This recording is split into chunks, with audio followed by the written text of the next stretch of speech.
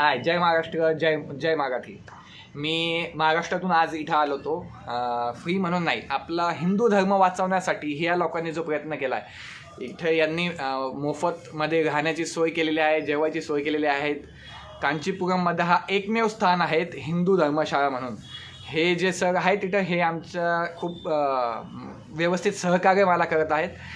तुम्ही लोकांनीसुद्धा इथं आल्यानंतर कमीत कमीत आपल्या हिंदू लोकांना प्राधान्य द्या. इथल्या लोक बघा कोण कसं घेतो काय. मला आज दिवसभर मी फिरून मला खूप सारा वेगळा अनुभव आला की इथं नॉन हिंदू जे लोक आहेत आज एक नॉर्मल गोष्टसुद्धा घ्यायला गेलं का खूप महाग देत आहे.